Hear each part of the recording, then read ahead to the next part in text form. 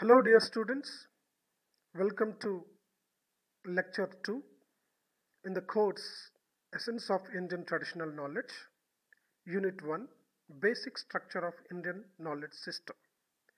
In this lecture, I am going to introduce what are the Vedas.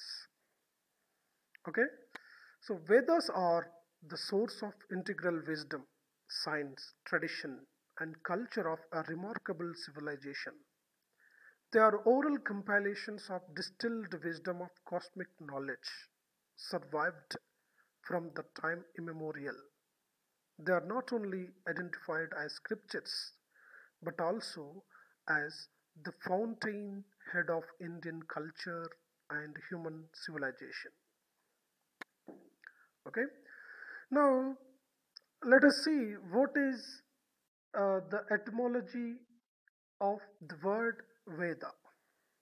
The word Veda is a Sanskrit word. It means sacred knowledge or wisdom. The word Veda is derived from the root word Vid. It means to know. Now, look at Indian Sanatana Dharma. So, it is the subject of Vedas.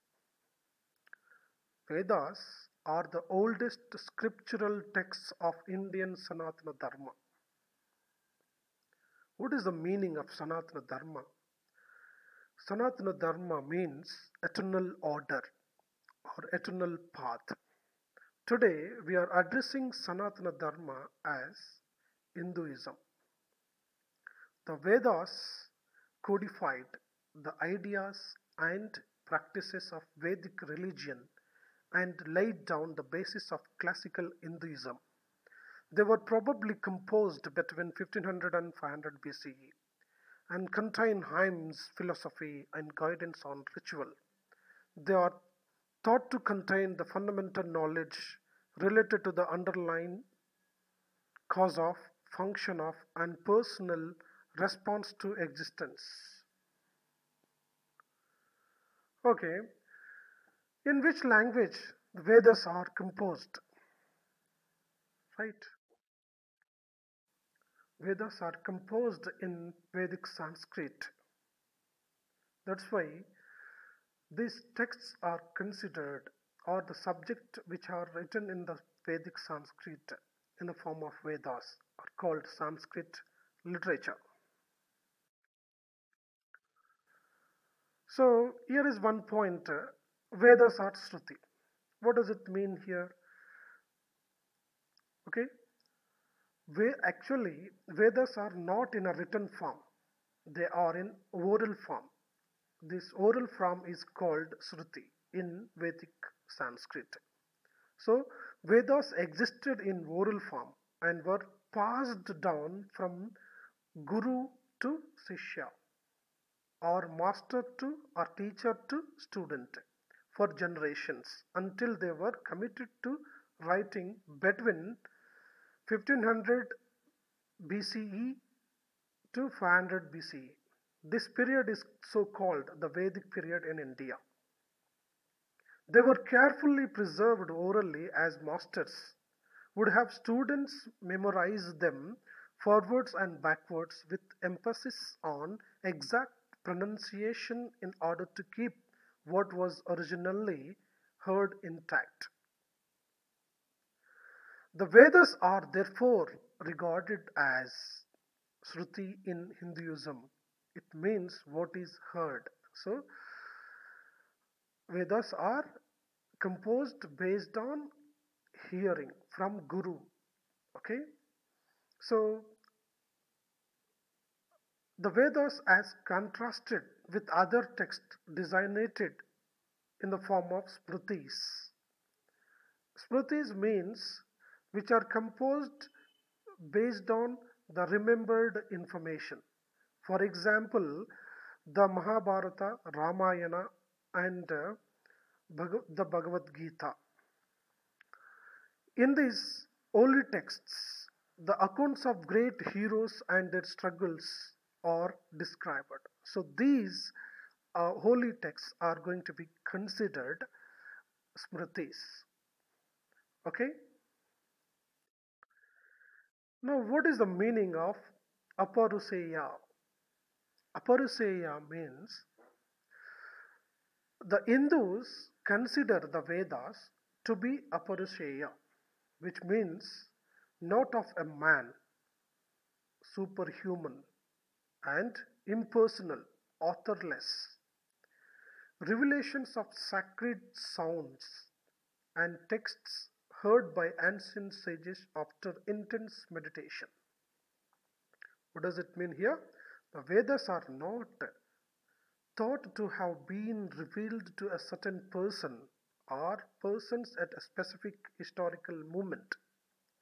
They are believed to have always existed and were apprehended by sages in deep meditative status at some point prior to 1500 BCE, but precisely when is unknown. Okay, now let us try to know what is the significance of the Vedas. The Vedas, the highest spiritual knowledge, which is called Paravidya, as well as the knowledge of the world, Paravidya.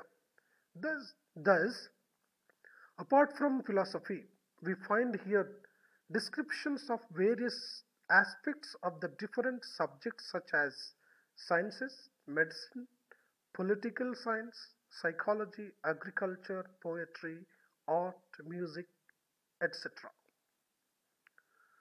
The Vedas reveal the purpose of our human life. It is to recognize one's higher self, the Atman, and perform the Dharma. Dharma means duty. One has been given with the proper karma. Karma means action. In order to free one's self from the cycle of rebirth and death, samsara, which was characterized by the suffering and loss one experienced in the physical world. Once an individual breaks those bonds, that person, Atman, returns to the God and gets the eternal peace.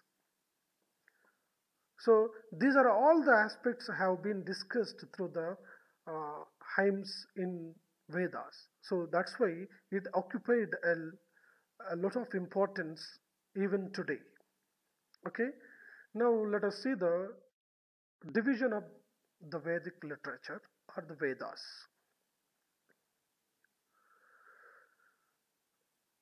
Broadly speaking, the whole of the Vedic literature or Aparavidya can be put into two categories: the Vedas and the Vedangas. Veda is a collective term indicating the four Vedas: Rig Veda, Yajurveda, Samaveda, and Atharva Veda. On account of these four different Vedas, one often speaks of the Vedas in the plural. The four Vedas consist of four different classes of literary works. To each of these classes belongs a greater or a smaller number of separate works, of which some have been preserved in their true form, but also many lost in time. These four classes are Samhitas, Brahmanas, Aranyakas, Upanishads. Sometimes the Aranyakas and Upanishads are treated as part of Samhitas, Brahmanas, and not separately. The Vedangas consists of 6 knowledge streams required for understanding of the Vedas. They are Siksha, Kalpa, Vyakarana, Nirukta, Chanda, and Jyotishya. In addition, each of the Veda consists of a secondary knowledge source called Upaveda. They are, for Rigveda, we have Ayurveda. Ayurveda is the Upaveda of Rigveda. Dhanurveda is the Upaveda of Yajurveda. Gandharva Veda is the Upaveda of Samaveda. Ardhasastra is the Upaveda of Atharva Veda. So Vedas are mainly for performing the yagnas. Yagna means rituals. So these yagnas or rituals are divided into two major classes. They are Harvir Yagna and Soma Yagna. So this is the basic information related to the Vedas. So the full-fledged details will be discussed in parts. So now, thank you all.